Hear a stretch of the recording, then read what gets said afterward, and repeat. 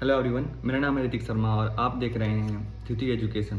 जैसा कि आपको पता है कि हम लोग डिस्कस कर रहे हैं क्राउन का जो ये जनरल नॉलेज है, एक complete book page bye page हम लोग डिस्कस कर रहे हैं और अभी तक हमने पेज नंबर 8 तक डिस्कस कर लिया है। आज जो पेज नंबर हम लोग डिस्कस करने वाले हैं वो है पेज नंबर 9। पेज नंबर 8 तक क्या क्या डिस्कस करा है यार, तो जब आप पेज नंबर 8 तक देखोगे तो इसमें हमने डिस्कस करा है कि एंशिएंट हिस्ट्री के कौन कौन से सोर्सेस होते हैं। उसके बाद हमने डिस्कस करा कि एंशिएंट हिस्ट्री को किस तरह से डिवाइड किया गया है, प्री हिस्ट्रिक एज, इसके बारे में पढ़ा। फिर हमने पढ़ा इंडस वैली सिविलाइजेशन के बारे में कि सिंधु घाटी सभ्यता में कौन कौन से प्रोमिनेंट सिटीज़ थे, क्या उनकी विशेषताएं थी, तो इसके बारे में पढ़ा। तो चौथा टॉपिक जो अभी हम कवर कर रहे हैं वो है वैदिक एज। इसके बारे में भी हमने बहुत सारे फैक्ट एंड फिगर्स देख लिए हैं, जैसे ऋग्वेद, सामवेद, यजुर्वेद एंड अथर्ववेद, ये चारों हमने डिस्कस कर लिया है। अब आते हैं आगे के पार्ट पे जो कि है वेदांग्स। तो वेदांग्स क्या होते हैं? तो टोटल 6 वेदांग होते हैं। ये 6 सब्जेक्ट को डिनोट करते हैं। 6 सब्जेक्ट को 6 वेदांग डिनोट करते हैं। कौन कौन से सब्जेक्ट हैं यार? तो पहला सब्जेक्ट है प्रोनाउंसिएशन।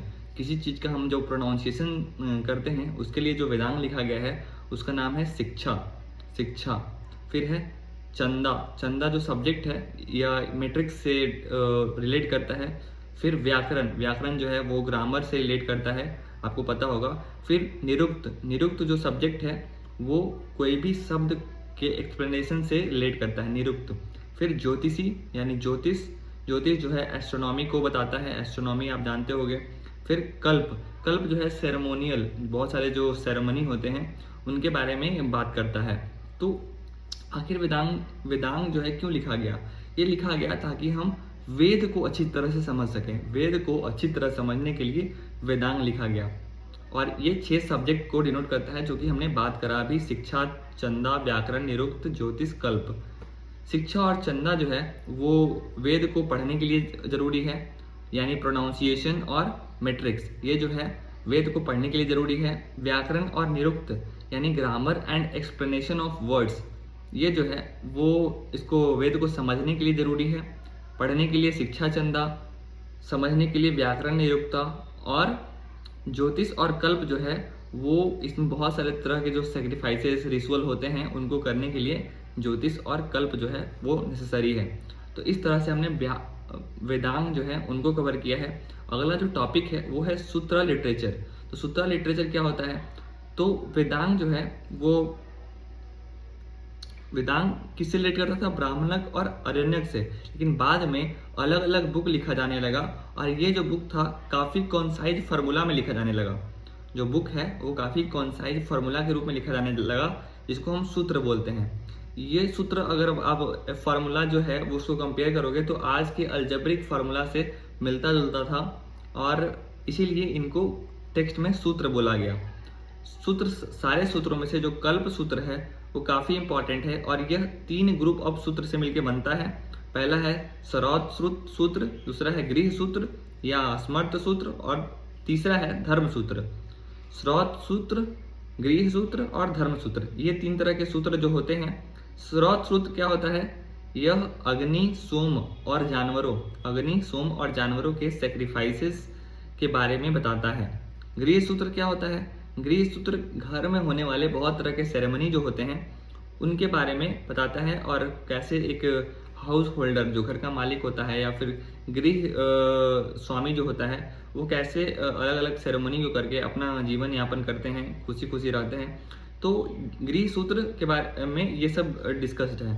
फिर है धर्म सूत्र जो है हमें कानून, लॉ, मतलब किस तरह से हमें रहना चाहिए, मैनर्स, कस्टम, रीति रिवाज, इनके बारे में, लोगों के रीति रिवाज, कस्टम, मैनर, इनके बारे में ज्ञान देता है धर्म सूत्र। तो 3 तरह के सूत्र हमने देखा, श्रौत सूत्र, गृह सूत्र और धर्म सूत्र। तो वेदांग पढ़ लिया, 6 वेदांग होता है, 6 सब्जेक्ट को डिनोट करता है। सूत्र पढ़ लिया, मेनली कल्प सूत्र बहुत इंपॉर्टेंट है जो कि 3 टाइप में होता है, श्रौत सूत्र, गृह सूत्र, धर्म सूत्र। अब आते हैं उपवेद पे। उपवेद क्या है? सब्सिडियरी वेदास। उपवेद क्या है? सब्सिडियरी वेदास। यह सेकुलर सब्जेक्ट जैसे कि आयुर्वेद से डील करना है, मेडिकल साइंस से डील करना है तो आयुर्वेद है। मिलिट्री साइंस, मिलिट्री के बारे में, सेना के बारे में अगर बात करना है तो धनुर्वेद है। म्यूजिक, गाना बजाना के बारे में बात करना है तो गंधर्व वेद है। आर्ट, लिटरेचर, आर्किटेक्चर, इनके बारे में बात करना है। तो अलग अलग सब्जेक्ट से अलग अलग सेकुलर सब्जेक्ट को डिनोट करने वाले जो सब्सिडियरी वेदास होते हैं वो उपवेदा कहलाते हैं। तो हमने अभी तक वेद्स, उपवेद, वेदांश और सूत्र लिटरेचर को डिस्कस कर लिया है। नेक्स्ट है सदर्शन। तो हिंदू फिलॉसफी जो है, हिंदू फिलॉसफी उसमें 6 दर्शन काफ़ी प्रोमिनेंट माने गए हैं। 6 प्रोमिनेंट स्कूल है दर्शन के। कौन कौन से? न्याय, वैशेषिका, संख्या, योग, पूर्व मीमांसा और उत्तर मीमांसा। न्याय, वैशेषिका, संख्या, योग, पूर्व मीमांसा, उत्तर मीमांसा। ये नाम मैं 2-3 बार रिपीट करूंगा यार, ताकि याद रहे। न्याय, वैशेषिका, संख्या, योग, पूर्व मीमांसा, उत्तर मीमांसा। इनके अलग अलग प्रोफाउंडर भी हैं इन 6 दर्शनों के। न्याय के हैं गौतम। न्याय के कौन है प्रोफाउंडर? गौतम। वैशेषिका के कौन है? कन्नड़। वैशेषिका के कन्नड़ मुनि। संख्या के कपिला मुनि। संख्या के कपिला। योगा के पतंजलि। योग के पतंजलि। पूर्व मीमांसा के जामिनी और उत्तर मीमांसा के बद्रायन। उत्तर मीमांसा बद्रायन, पूर्व मीमांसा जामिनी, योग पतंजलि, संख्या कपिला, वैशेषिका कन्नड़ और न्याय गौतम। ये 6 प्रोफाउंडर हैं 6 दर्शनों के, जो कि हिंदू फिलॉसफी में जाने जाते हैं। अगला और लास्ट टॉपिक जो इन सारे चीज़ों के बारे में, जैसे वेद, उपवेद में हम लोग लास्ट टॉपिक पे पहुंच गए हैं। वो लास्ट टॉपिक है एपिक्स। एपिक्स के बारे में आप सबको पता होगा। 2 ग्रेट एपिक्स हैं हिंदू फिलॉसफी, हिंदू रिलीजन में। पहला है महाभारत और दूसरा है रामायण। महाभारत जो है वो ऋषि वेद व्यास के द्वारा लिखा गया था। जब शुरुआत में इसे लिखा गया था तो सिर्फ और सिर्फ 8,800 श्लोक थे, लेकिन बाद में अभी 24,000 बढ़ के 24,000 श्लोक हो गया। और फिर अब आज जो है वो 1 लाख श्लोक जो है इसमें है, 1 लाख वर्सेस हैं और 18 बुक में ये डिवाइडेड है। मतलब महाभारत का 18 बुक 1 लाख श्लोक में आज है, जबकि स्टार्टिंग में सिर्फ 8800 श्लोक इसमें था। और स्टार्टिंग के टाइम में इसको जय संहिता बोला जाता था, महाभारत को जय संहिता बोला जाता था। फिर दूसरा एपिक जो है वो है आपका रामायण। रामायण जो है वाल्मीकि के द्वारा लिखा गया है, वाल्मीकि। इसमें 24,000 श्लोक है और ये 7 बुक में डिवाइडेड है। तो महाभारत 18 बुक, रामायण 7 बुक। इस तरह से हमने वेदास, उपवेदास, वेदांश, सूत्र लिटरेचर, स्मृति, सदर्शन, इन सबको डिस्कस कर लिया है। अब जो आते हैं, अब जो हम लोग पढ़ने वाले हैं वो ऋग वैदिक पीरियड शुरू करने वाले हैं। ऋग वैदिक पीरियड जो यार 1500 BC, 1500 बिफोर क्राइस्ट से लेके 1000 BC तक, यानी 1000 बिफोर क्राइस्ट तक था। इसमें क्या क्या हुआ? इसमें आर्यन के शुरुआती वर्षों को बताया गया है कि किस तरह से आर्यन आए थे, उनका ओरिजिनल होमलैंड कहाँ था, कहाँ के रहने वाले वो थे, इस पर क्या क्या थ्योरी है, किसने थ्योरी दी है। उसके बाद वो जिस जगह पे वो राज करते थे या जहाँ पे वो रहते थे, उनका जोग्राफिकल एक्सटेंट कहाँ तक था, मतलब नॉर्थ में कहाँ तक था, साउथ में कहाँ तक था, ईस्ट में कहाँ तक था, वेस्ट में कहाँ तक था। ये सारे बातें को डिस्कस करेंगे। फिर ऋग्वेद में होने वाली कुछ नदियों के नाम जानेंगे जो कि ऋग्वेद में थे और आज भी हैं, लेकिन नेम उस समय अलग था, तो उस नेम को रिलेट करने का ट्राई करेंगे। तो जो आर्यन के जो आने की बात है वो ऋग्वेद में, और जेंड अवेस्टा, इन दोनों को पढ़ने के बाद, जेंड अवेस्टा एक ईरानियन टेक्स्ट है, ईरान में लिखा गया सबसे पुराना वहाँ का एक किताब है जेंड अवेस्टा, और ऋग्वेद आपको पता ही है। तो इन दोनों बुकों को पढ़ने के बाद हमें आर्यन कल्चर के बारे में मालूम होता है। जो ओरिजिनल होम का था वो काफ़ी, आर्यन कहाँ के रहने वाले थे, इस पर काफ़ी कंट्रोवर्सी है यार। क्यों कंट्रोवर्सी है उसको भी आप देखोगे। मैक्स मुलर के अकॉर्डिंग जो आर्यन जो थे वो सेंट्रल एशिया के रहने वाले थे। ऐसा इसलिए कहा जाता है क्योंकि जो इंडो यूरोपियन लैंग्वेजेस है, इंडो यूरोपियन लैंग्वेजेस से संस्कृत काफ़ी मिलता जुलता है, और संस्कृत का जो वैदिक फॉर्म है वो इंडो यूरोपियन लैंग्वेज से काफ़ी मिलता जुलता है। साथ ही साथ एक जेनेटिक मटेरियल, मतलब जो इंडो यूरोपियन या सेंट्रल एशियन जो लोग होते हैं उनमें एक जेनेटिक कोड पाया जाता है, जेनेटिक मार्कर पाया जाता है M17 करके, जो कि 40% पाया जाता है, जो कि सेंट्रल एशिया स्टेप्स के लोग होते हैं उसमें। और वही सेम जीन, वही सेम कैरेक्टर जो है वो दिल्ली के आसपास रहने वाले जो भी हिंदी स्पीकिंग लोग हैं उनमें वो 35% तक यही सेम M17 मिलता है। तो इससे बोला जाता है कि ये जो थे वो सेंट्रल एशिया से बिलोंग करते थे। कुछ थ्योरी भी था जैसे आर्यन इन्वेजन की थ्योरी, लेकिन उसको नकार दिया गया है। रिसेंट के रिसर्च में पता चला है कि आर्यन इन्वेजन थ्योरी जो है बिल्कुल गलत है। इसके अलावा बहुत सारे अलग अलग स्कॉलर ने अलग अलग थ्योरी दी है। जैसे डॉक्टर संपूर्णानंद ने कहा है, डॉक्टर संपूर्णानंद करके एक स्कॉलर थे, उन्होंने बोला कि सप्त सिंधु में जो है ओरिजिनल घर है कहाँ, किसका, आर्यन का।